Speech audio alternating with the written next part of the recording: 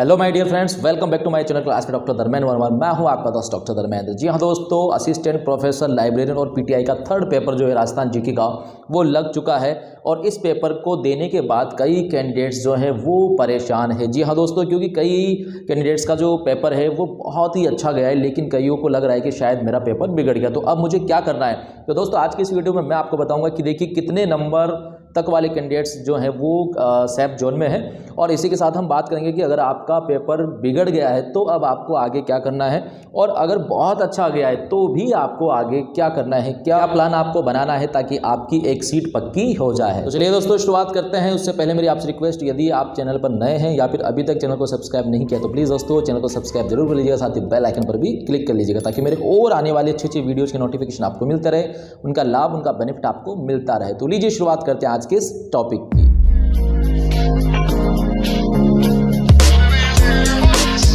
तो जी हाँ दोस्तों, आरपीएससी के द्वारा आयोजित असिस्टेंट प्रोफेसर लाइब्रेरियन और साथ ही पीटीआई पोस्ट के लिए जो थर्ड पेपर है राजस्थान जीके का, जो कॉमन पेपर है, वो अभी हाल ही में हुआ है। अब उस पेपर को देने के बाद ज़्यादातर जो कैंडिडेट्स हैं वो बहुत ही परेशान हैं। मेरे पास भी कॉल और मैसेज आ रही कि सर मेरे 50 में से इतने नंबर बन रहे हैं, इतने जो है वो क्वेश्चन मेरे सही हैं, इतने गलत हैं, तो क्या मैं आगे तैयारी करूं या नहीं करूं। तो कुल मिलाकर के परेशानी या एक दुविधा वाली स्थिति यहाँ पर पैदा हो गई है। कन्फ्यूजन वाली जो सिचुएशन है वो अब उनके दिलो दिमाग में बन रही है। तो दोस्तों यहाँ पर मैं आपको बताने वाला हूँ कि देखिए कितने नंबर तक वाले जो कैंडिडेट्स हैं वो अपने आप को सेफ जोन में मान सकते हैं। तो फ्रेंड्स, पेपर की अगर बात करें तो पेपर का जो लेवल था वो बहुत ही अच्छा लेवल था, यानी कि स्तरीय पेपर हम इसे कह सकते हैं। ना ही ज़्यादा सिंपल था, आसान था, और ना ही बहुत ज़्यादा कठिन था। तो मेरे ख्याल से अगर आप पिछले कई महीनों से कंटिन्यू तैयारी कर रहे हैं, एक बेहतर तैयारी कर रहे हैं, तो मेरे ख्याल से आपको ज़्यादा दिक्कत इस पेपर में नहीं आनी चाहिए थी। तो दोस्तों अब मेरा यहाँ पर आप सभी को सजेशन यही है, सुझाव यही कि देखिए 30 प्लस यानी कि 50 में से 30 से ज़्यादा जो अंक हैं, मार्क्स हैं, वो प्राप्त करने वाले कैंडिडेट्स की संख्या बहुत ज़्यादा नहीं है। यानी कि कम ही लोग हैं जिनके 30 से ज़्यादा मार्क्स आ रहे हैं। तो यहाँ पर ज़्यादा अगर कैंडिडेट्स की बात करूँ तो 20 से लेके 30 के बीच में। तो अब सीधे सीधे यहाँ पर देखिए मैं आपको बताना चाहूँगा कि 30 प्लस वाले जो कैंडिडेट्स हैं, जिनके 30 प्लस मार्क्स बन रहे हैं, उनको ज़्यादा टेंशन लेने की ज़रूरत है ही नहीं, वो ऑलरेडी बेहतर स्थिति में हैं। और 20 से 30 के बीच में जिनके मार्क्स आ रहे हैं, तो दोस्तों आप भी इतने हताश निराश नहीं होएं, क्योंकि आप अभी भी प्रतियोगिता में हैं। जी हाँ दोस्तों, मैं फिर से कह रहा हूँ कि 20 से 30 के बीच में अगर आपके मार्क्स हैं तो आपको ज़्यादा परेशान नहीं होना, क्योंकि 20 से 30 मार्क्स वाला अगर अब सब्जेक्ट में बेहतर तैयारी करता है और सब्जेक्ट में अगर आप अच्छे अंक लेके आते हो तो आपको ज़्यादा दिक्कत नहीं आएगी, इधर की पूर्ति आपकी सब्जेक्ट में हो जाएगी। क्योंकि पिछली बार की अगर हम बात करें तो जब मैंने एग्ज़ाम दिया था उस समय भी ऐसा ही हुआ था कि कई लोगों के जो थर्ड पेपर में बहुत अच्छे मार्क्स थे, उन्होंने बाद में ढंग से तैयारी नहीं करी, उनका जो सब्जेक्ट वाला पेपर है उसमें उनके कम मार्क्स आए, जबकि जिन लोगों का जो थर्ड पेपर बिगड़ गया था उसमें कम मार्क्स थे, उन लोगों ने सब्जेक्ट की बहुत अच्छे से तैयारी करी, तो उधर उनका सब्जेक्ट का पेपर बहुत अच्छा गया और उन्होंने उधर अपने आप को प्लस में कर लिया। जी हाँ दोस्तों, और उनका सिलेक्शन हुआ।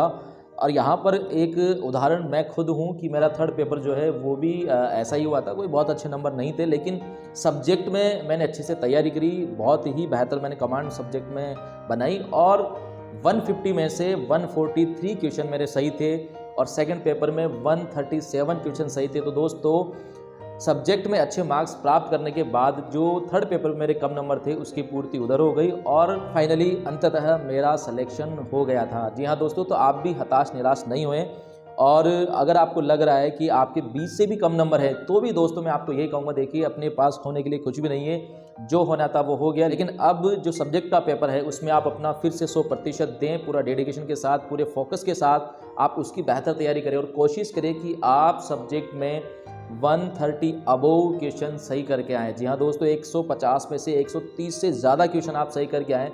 इस तरीके से बेहतर तैयारी आज और अभी से ही आप शुरू कर दें। और इसी के साथ दोस्तों, अगर आपका पेपर बहुत अच्छा गया है तो यहाँ पर आपको भी मैं एक सुझाव देना चाहूँगा कि देखिए आप भी बहुत ज़्यादा खुश नहीं हुए, क्योंकि अभी आपने शुरुआत की है। जी हाँ दोस्तों, अभी तो थर्ड पेपर है, इसके बाद फर्स्ट और सेकंड पेपर जो सब्जेक्ट का होना है वो बाकी है, और उसके बाद भी इंटरव्यू बाकी है। तो अभी आपने पहला पड़ाव पास किया है, अभी सब्जेक्ट वाले जो पेपर हैं उसको भी आपको इसी तरह पास करना है, यानी कि जैसा आपका थर्ड पेपर गया है बहुत ही अच्छा, वैसे ही आपके सब्जेक्ट के पेपर भी जाने चाहिए, तभी आपका फाइनली सिलेक्शन हो पाएगा। इसलिए आप ज़्यादा अति आत्मविश्वास में ऐसा नहीं हो कि कहीं आप जो सब्जेक्ट वाले पेपर है उसमें आप गलतियां कर बैठें और आपका सिलेक्शन नहीं हो। इसीलिए मैं आपको यहाँ पर मेरी तरफ से सुझाव यही देना चाहूँगा कि देखिए, जैसी तैयारी आपने थर्ड पेपर में की पूरे डेडिकेशन के साथ, पूरे जोश और जुनून उत्साह के साथ, वैसी ही तैयारी आप अपने सब्जेक्ट के पेपर की भी बनाए रखें, ताकि उसमें भी आप बेहतर परफॉर्मेंस करें और उसको भी आप अच्छे नंबरों से, अच्छे मार्क्स से पास करें। और यहाँ पर देखिए, सबसे प्लस पॉइंट आप सभी के लिए एक ये भी मुझे देखने को मिला है कि जितने कैंडिडेट्स ने फॉर्म भरे थे, जी हाँ दोस्तों, जितने फॉर्म आए थे इस एग्ज़ाम के लिए, तो उससे आधे ही कैंडिडेट परीक्षा में बैठे हैं। तो दोस्तों ये भी हमारे लिए गुड न्यूज़ है, क्योंकि इससे आधा कंपटीशन हमारा लगभग कम हुआ है।